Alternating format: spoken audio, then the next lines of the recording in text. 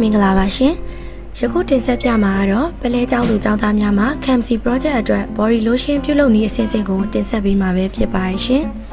ပါဝင်ပစ္စည်းများကတော့ရှားဆောင်လက်ပတ် Shivata olive oil နဲ့ vitamin E တို့ပဲဖြစ်ပါတယ်ရှင်ပထမဦးဆုံးအနေနဲ့ရှားဆောင်လက်ပတ်များကိုရေးဆေး၍ဘေးနှခမ်းများနဲ့အပေါ်ပုံများကိုဖယ်ရှားစေပြီးအနှစ်များကိုထုတ်ယူထားပါမယ်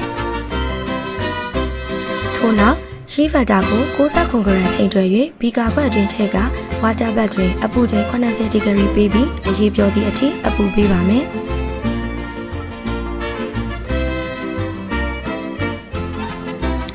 ထို့နောက်ရရှိလာသောရှားဆောင်လက်ပတ်အနှစ်များကိုစစ်ယူပြီး80 gram ချိန်တွယ်ကShivata နှင့်ရောစပ်ပြီးသမအောင်မှွေယူပါမယ်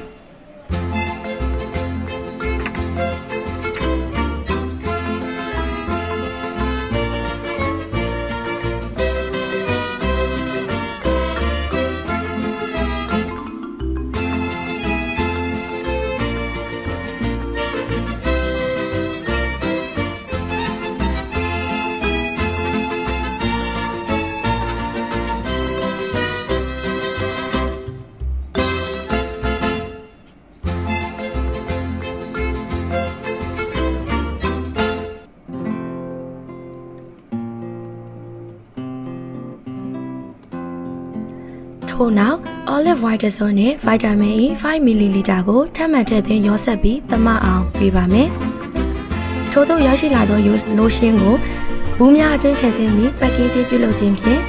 အရေးပြားအတွက်ချုံးမို့စေသောအလှစီကိုရရှိမှာဖြစ်ပါရဲ့ရှင်။